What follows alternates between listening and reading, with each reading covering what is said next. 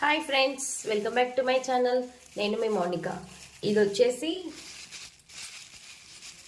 నేను మీకు కొన్ని చూపిస్తాను. యాక్చువల్లీ నేను ఇంటి దగ్గర బండారు ఇంకా బియ్యము మర్చిపోయినా. ఇంటి దగ్గర గుర్తున్నట్లయితే ఏం చక్క సంక్రాంతి రోజే ఉండేదాన్ని, మర్చిపోయినా. ఇదైతే ఇంకా పెద్ద పిల్లలకి ఎలాగో ఇక్కడికి వచ్చే వెళ్తారు కదా, వాళ్ళకి పాస్ చేసిస్తా. ధర్మపురి బియ్యంతో పాయసం, లక్ష్మీనరసింహస్వామి ప్రసాదం.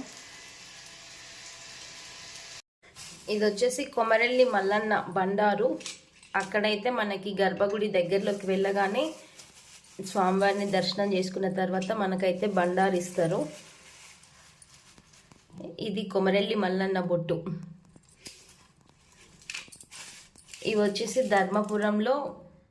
ధర్మపురి లక్ష్మీనరసింహస్వామి దేవాలయంలో మనము అర్చనకి టికెట్ తీసుకున్నాం అనుకో, మన పేరు మీద అర్చన చేసి మనకి కొన్ని బియ్యం ఇస్తారు. వీటిని మనము వాళ్ళు ఏం చెప్పారంటే తినే అన్నంలో ఏ రోజైతే నాన్ వెజ్ యూజ్ చేయకుండా ఓన్లీ వెజ్తో తింటారో ఆ రోజు తినే రైస్లో వేసి వండుకోమని చెప్పారు. కొన్ని అయితే నేను బీరువాలో వేస్తున్నా. ఇవైతే నేను అన్నమల్ల అయితే వేయట్లేదు, వీటితో నేను పరమన్నం వండుతున్నా. అది ఎందుకో నేను మీకు లాస్ట్ చెప్తాను. ఇది వచ్చేసి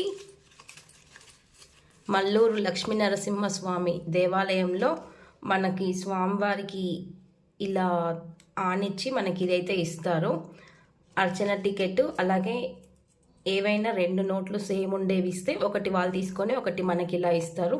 ఈ నోటు వల్ల ఎలాంటి గ్రహదోషం కానీ శనిదోషం కానీ ఉన్నా పోతుందంట. అలాగే ఇది వచ్చేసి మనం నామినేషన్ చేసుకొని పూజ గదిలో కానీ బీరువాలో కానీ పెట్టుకోవాలని చెప్పారు అక్కడ పంతులు.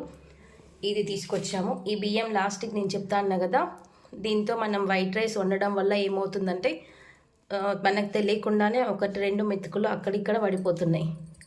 ఎట్లయినా పడిపోతాయి. అదే మనకి పరమన్నం చేసుకున్నాం అనుకో ఎక్కడ కూడా వేస్ట్ అవ్వదు అన్న ఉద్దేశంతోనే నేను దీంట్లో కొన్ని మన బియ్యం కలిపేసుకొని పరమన్నం చేద్దామని అనుకుంటున్నా. ఎలాగో ఈరోజు సోమవారం కాబట్టి ఈ బండారైతే నేను ఇంకా ప్రతి సోమవారం పిల్లలకైతే పెడతాను.